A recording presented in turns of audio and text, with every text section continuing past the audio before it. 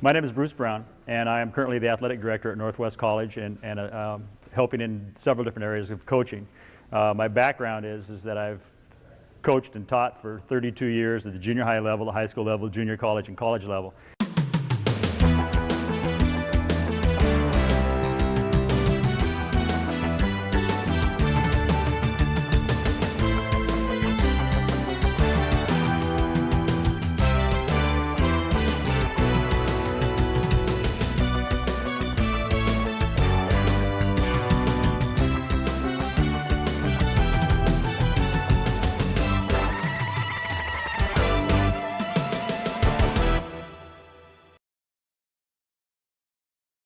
That's probably about how a lot of us feel when it comes to something like this on after a day's work, and you've been you had to get through the traffic to get here, and it's a rainy night, and I know it's not always an easy thing to do, but your kids are glad you're here. Your kids are glad you're here. They're glad that no matter what's going on, that you have enough care for them, enough interest in them, that you're willing to come out and put some extra time in and hopefully do something that's going to help their performance. I'm not here for these reasons. I'm not here to represent the administration. I'm not here to represent your coaches. I'm here to represent kids. The longer I'm in this profession, which has been a long time, but the longer I'm in this profession, the more I become an advocate for the kids and the less I worry about the adults. So I'm really here to represent kids. I'm not here because somebody said you need to go to Overlake because they're a bunch of psycho parents. And believe me, that happens a lot. And when I get finished, people say, oh, that was good, but you know where you need to go? You need to go to talk. So nobody came to me with that. I'm not here to talk to parents who are the people who jump out of stands and stab umpires. That's not why I'm here. I'm here to talk to normal parents who really care about their kids and really are trying to do the best they can to have their kids' experience in athletics and in academics through high school be a great experience. So I'm here to talk to normal people. I also am not here because I'm some expert on this thing. And normally, when I do travel, I am an expert according to some people's definition. You know, 50 miles from home, you're an expert. I'm not even 50 miles from home tonight, so I don't even qualify under those conditions. I'm going to say some things you'll agree with, and I'll say some things that you'll disagree with. Either way is not going to bother me, because I know that I'm talking for kids. But if I say some things that you do disagree with, what I'd like you to do is to think about it for 24 hours from the perspective of a 15 or 16 or 17-year-old athlete. Instead of from, if it's bothering you, think about it from their perspective for 24 hours and just kind of see if that maybe changes your perception a little bit. This is a cooperative effort between parents and coaches and the athlete in order to make this a successful adventure for the next, during this 3 or 4 year period of time. There's a very fine line between support and encouragement and interference. And when it comes right down to it, this is really their time. Athletically, this is their time. And the more and the sooner we can recognize that, the better off they can perform and the better off they are and the more good memories that they have. I'm going to focus on 3 different periods. I'm going to focus on before the games begin, what kids would like to have you do, us do. I'm going to include all adults in that, including coaches. During the actual competition itself, and then after the competition ends, at the conclusion of the game. I want to talk about those 3 times and what you can do that are going to allow growth, help performance, and keep perspective from the kid's perspective. This entire presentation is not mine. There's only one thing in this whole thing that came from me. Everything else I'm going to tell you came from me asking young people in junior high, high school, or college, at whatever level I was coaching at the time, a series of questions and me listening to their answers and then thinking to myself, how does that impact me? How can I use that to make me a better coach? How can I use that to help their performance? So I asked kids a series of questions for the last 3 decades, and really this is what they would like to tell you but probably never will. This is how you can show respect for your son or daughter who's an athlete from their perspective. It has not changed in 30 years. It has not changed. When I ask these questions, the answers don't change whether it's an 8th grade girl or whether it's a senior in college man. The answers are basically the same every time I've ever asked them. So, again, this is my gift back to 30 years of great young people. I'm very direct. I will say things exactly as I was told. When I ask kids a series of questions, I ask them to write the answers down. What I learned a long time ago was if you ask kids questions and they verbally give you a response, you get some general feedback. If you ask kids to write stuff down, you get very much more in-depth answers. And so all these things that I'm going to talk about tonight are all things that not only came from kids, but they changed the way I coached and they changed the way I parented. I have 5 daughters myself. So there's 5 daughters and 2 granddaughters. So there's a thought for you. I mean, just 5 daughters is kind of a scary thing. But it changed the way I coached. I started asking kids questions because I wanted to be a better coach. And I was saying, what can I do as an adult from the coaching arena to make myself better? And so the questions I was asking kids were really to help me become a better coach. But what really happened was it affected me as a parent. What I'd like you to do is I'd like you to ask yourself a series of questions and fill in your own answers, your answers based upon what you think is right. Ask yourself why you think your kid is playing. Why do you want him to play? Why do you want your son or daughter to play? What do you hope their goals are for the season? What do you think their expectations are for this season? What's a good season going to be? What's a good season going to be? And what is their role going to be on this team? And I think I'm mainly talking to basketball parents here tonight. Maybe I've got some lacrosse or soccer parents too. But what is their role going to be on this year's team? And after you have your own answers to those questions in your head, I'd like you sometime when you have some quiet time, like car time, when there's no interruptions, to just kind of ask your son or daughter those exact same questions. And when you ask them those questions, do yourself a favor and just listen. Just listen to what they say. Why are you playing? What's a successful season going to be for you? What are your expectations or goals for this year? What is your role going to be on this year's team? And just listen to what they say. Here's where the problem begins, or lack of a problem. Maybe there's no problem at all. If I compare my answers to my daughter's answers, and they're exactly the same, fine, get on with the season, but remember what my answers were. If my answers are different than hers, I have one choice from the athlete's perspective. Drop mine and accept theirs, period. There is no other choice. The kids need us to drop our expectations and accept theirs. Now let's just look at a couple instances. Why are you playing? So I'm thinking, hey, she's playing because college scholarship. Name of the paper, state championship. Okay? And so I ask her, why are you playing? And she responds the same way about 95 or 97% of the kids who I've ever asked at every level. Something to do with fun. That's their first answer. When I say, give me 3 reasons why you play, the first answer about 95% of the time is something to do with fun or joy. They like the game. They like being part of a team. They enjoy their teammates. They like the coach. They love the competition. So it is so fun to play this game. And so here I am as a dad thinking scholarship, and she's thinking fun. We got a problem, don't we? We got a problem, and the problem is going to be if my expectations and her expectations aren't the same, there's going to be a headbutting contest along the way somewhere. Very honestly, as a college athletic director, if you want your kid to get a scholarship, don't spend 3 hours in practice, spend 3 hours in the library. Take them to the library every night for 3 hours. There's about 100 academic scholarships for every 1 athletic scholarship. So if you're really thinking scholarship, think academics, which you guys probably are doing anyway in this particular school. Let me give you a couple of examples of shared expectations that I've experienced. Because I coached junior high for a long time, and I love junior high. I love that age. I took kids through 7th, 8th, and 9th grade, both girls and boys, in an athletic experience through 7th, 8th, and 9th grade. So I saw this play itself out many times. And as a coach, many times I had to step in and kind of help father and son through this. You look at a 6th grade kid and his dad, and you say, where's basketball going to take you? Well, the dad says, well, he is the best player here in Kettle Falls. He is the best 6th grader here in Kettle Falls, and he is the best player, 6th grade select player on his team, and he is 5'11". He's not an NBA guy, but he's a Division I player for sure. You can see it already. You can see he's got all the moves. You ask the kid, where's basketball going to take you? And he answers like every 6th grade boy answers, NBA. I'm going to the NBA. And if I don't get drafted by the Lakers, I'm holding out. Okay? He's got this vision in his head exactly where he wants to play. So the kid's thinking NBA and the dad's thinking Division I. You go 2 years later, and the kid's an 8th grader, and the dad is still his dad, and you say, where's basketball going to take you to the young man? He says, because he's still a pleaser for about another little while. They go through that age where they listen to everything you say, and they repeat it back to you, and they're all pleasers. He says, not NBA. Those guys are physical freaks like my dad says. But, I think I can play Division I, and I'm thinking Duke or Kentucky.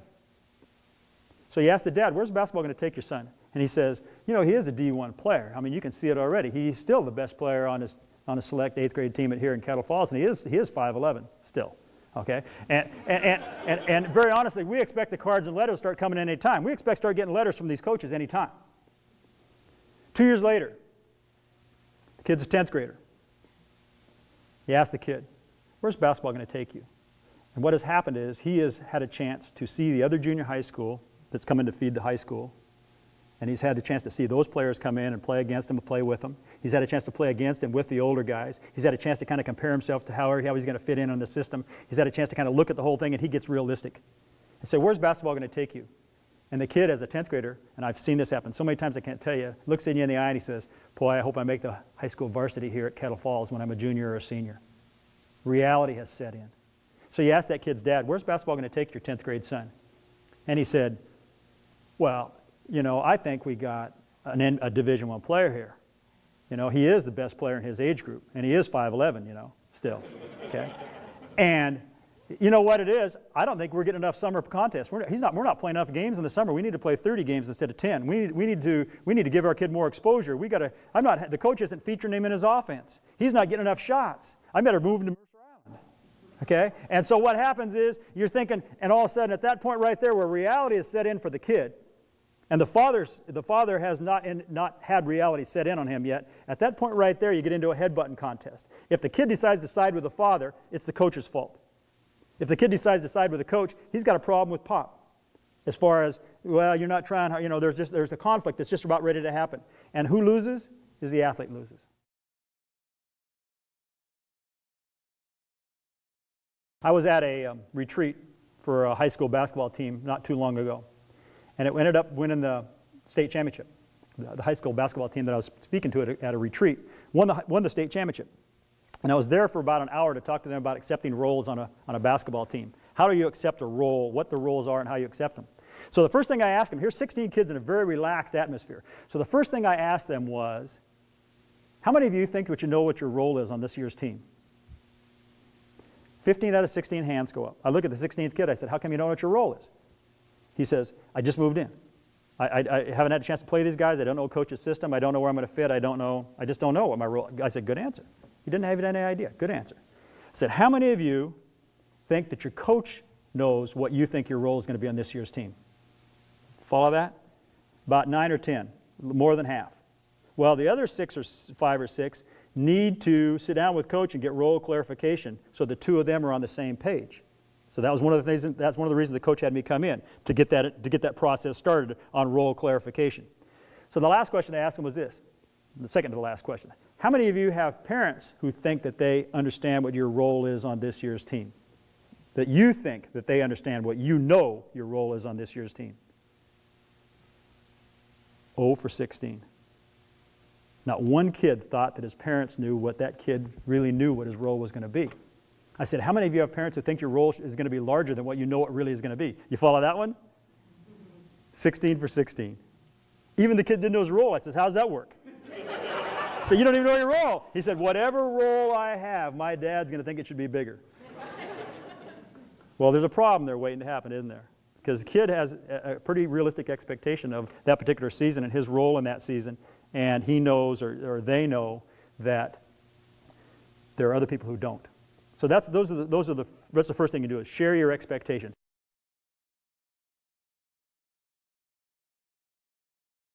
Here's the second thing you can do, and this is probably one of the greatest gifts you can give your son or daughter. I got this from my kids who've gone on the furthest athletically, and I've been really fortunate to have some kids in my career that have gone on to very high levels of athletic success with Major League Baseball, and a kid playing at Stanford right now. I have nothing to do with him being 7 feet tall. But at the same time, the kids who've gone on to Notre Dame and done real well, and kids, so when those kids come back at Christmas time and they're sitting around with old coach and we're visiting, one of the things I get talking to kids about are, what are some of the things that your parents or the adults, the coaches and parents in your growing up did for you that helped you achieve this level of success, knowing that none of them, except for their mom and dad, had anything to do with him being 7 feet tall or had him do with that much speed that you're born with. But what are some of the things they did for you along the way that any parent could do or any coach could do? And here's the answer. These were not their terms. This was not their words, but this is their concept. They had parents who at an early age released them to the game. Release them to the game. Release them to the team. Release them to the coach. Now, what does that look like? What it means from the kids' point of view is all their successes were theirs. All the successes they had in that area were theirs. All their failures were theirs. All their problems were theirs. They had parents who said, this is your area. This is your thing. Now, how many places in your kid's life can you do that? How many places in your son or daughter's life can you say, this is your thing? Whatever happens is fine. Not very many. 5 daughters, not even movies. Okay? Yeah, movies? Yeah, go to whatever you want. Sure, I'll drop you off. No, you can't do that. You can't do it with friends. You can't do it with academics. You can't do it with anything. But you know what? I can do it with soccer. I can do that with soccer. That's your thing. I enjoy watching. I enjoy supporting you, but that's your thing. Everything you do well, that's yours. Everything you do poorly, that's yours. It's okay. Is there a better place in a young person's life to take risks than on the soccer field or in the basketball court? You don't want them taking risks academically. You don't want them taking risks with alcohol. You don't want them taking risks in your car. You don't want them taking risks sexually. But you know what? Take a risk in basketball. You dive for a ball, it goes out of bounds. You shoot a free throw to win or lose a game. It makes or misses. Good. Yeah, take a risk. Be the one on the line when the game counts. If you miss it, take a risk. But you can't do that very many places.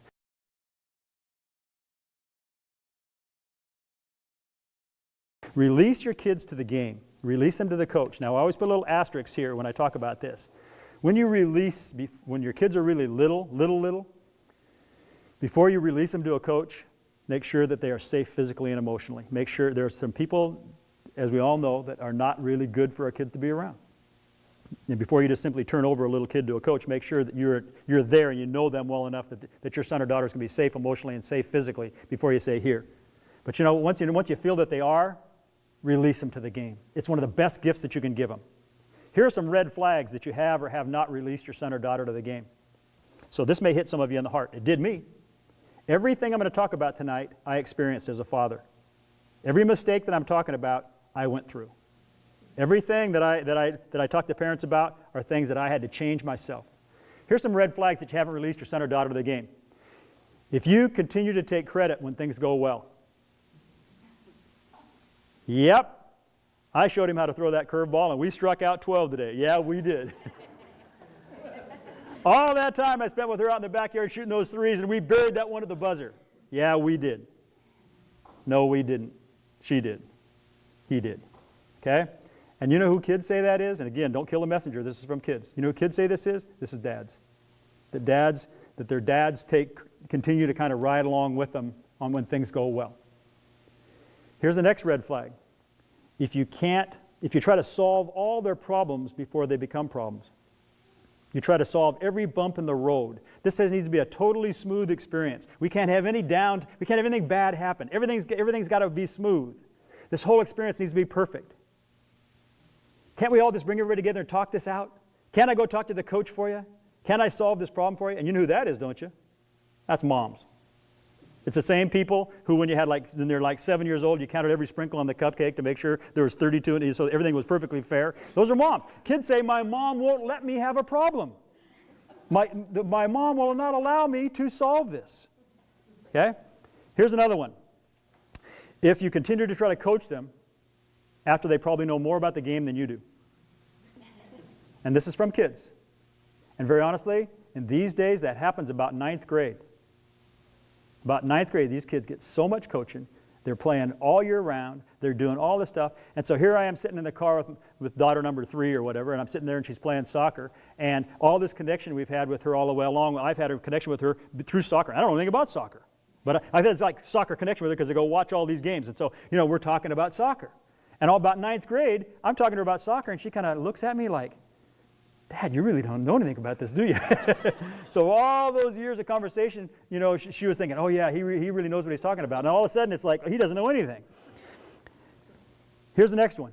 When they try to avoid you after games or embarrassed in any way about your involvement, it's a red flag that you haven't released them to that activity, that it isn't their activity, that it's still too much yours.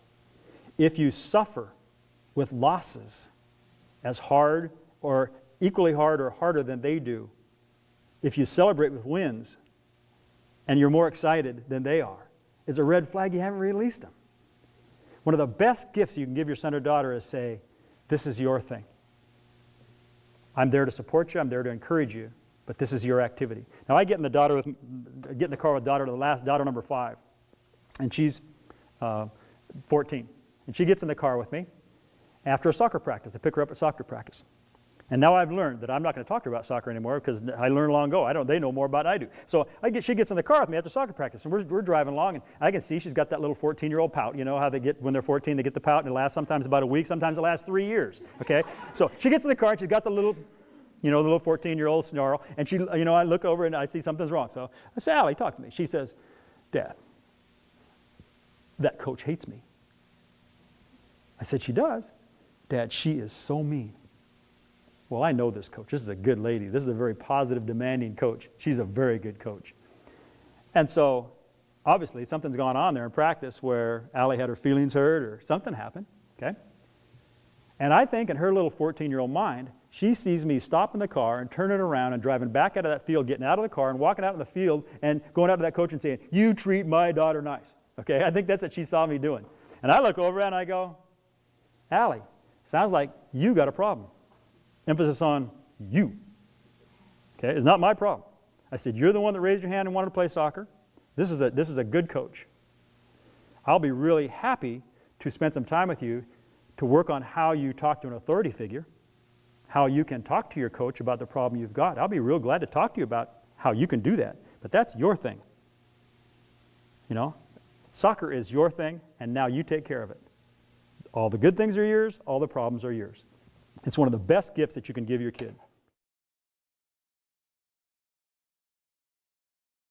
During the game is difficult for parents, easy for kids. Yahoo, the games are here, practice is over, let's go play. But as an adult, we're sitting there and we're thinking, oh my goodness, they're going to pass or fail in public. And the spotlight is on them. Oh my gosh, everybody's going to know. It's going to be in the East Side Journal. Everybody's going to know. They got to do well. They got to do well. And so the emotions that are involved in a game make games difficult for spectators, especially when you have an emotional tie. So the first thing you need to do that kids taught me was this. You need to learn how to watch the game your kid has chosen. Some games are easier to watch than others. Other games are horrible to watch as a spectator, and you really got to work at it. So what makes some games easier? The further you are removed, the easier it is to watch and keep good perspective.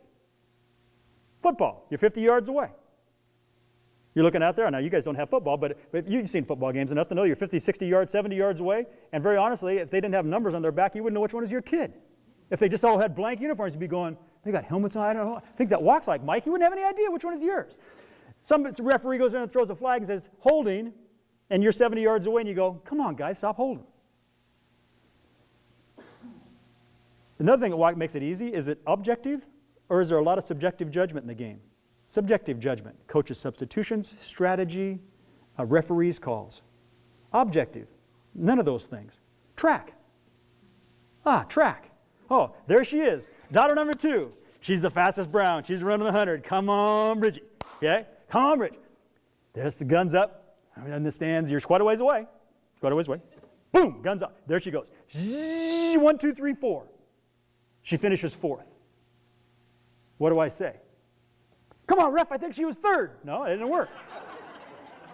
Or I say, come on, coach, teach her to run faster. No, that's how fast she is. She's no faster than that. Very objective, and I'm along with, pretty easy to accept. Hey, Bridge, great job. Right? Basketball. You're 20 feet away. Everything is subjective. Every coach's substitution. Why that one for that one now? Every whistle, which happens about every 10 seconds. Every whistle is a guess. There's a drive along the baseline. Collision. What have we got? Half the crowd stands up and goes charge, other half goes block based upon the color of the uniform. Nothing to do with the actual play. If my guys are green, it should have been a block. Right? Everything is a guess, and it's so hard to watch that. I found myself having to stand back at games like that. When I found myself, one of the things I did is create space for myself and stay further away. Other thing is how much contact's allowed in the game. Is it shared space sport or a barrier sport? Barrier sports with lanes, swimming. Barrier sports like volleyball, you have a dividing line. Tennis, you have a dividing line. Shared space sports, you're all in the same place. Tougher to watch, isn't it? Okay, so look at basketball, look at hockey, look at lacrosse, shared space sports, contact allowed. Soccer, shared space sport, contact sort of allowed. And so it makes it more difficult to watch. If you want to make track tougher to watch, allow the coaches to sub.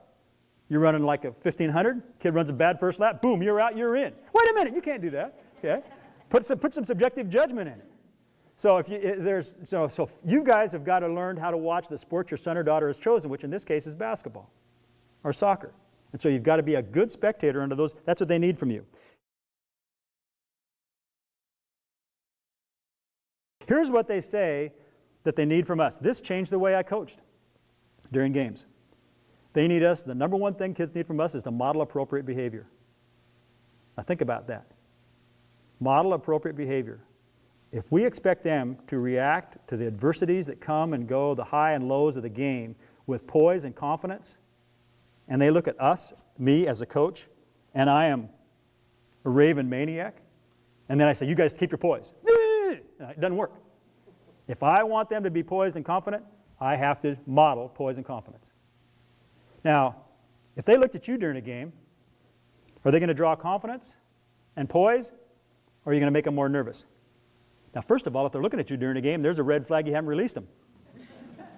If they're looking at you during a game, you have not released them to the game. If they look at me as the coach, I try to say, hey, play. I'll coach you during practice. I don't want you, every time you make a mistake, looking at me. I don't want you doing that. Play. I don't want you looking over to me. Your job is to play. Model confidence and poise. That's the single most important contribution you can make. Here's the second one. This is a little bit different. Focus on the team and the team's goals, not on your little darling. Get the spotlight off yours and get the spotlight on the whole team like the coach does. When I coached football, I had 100 sons. I loved every kid equally, whether they played one play or no plays or 50 plays. I loved them or I wouldn't have kept them in the first place. So when I look at my team, I'm looking at all of them. And I'm looking at the goals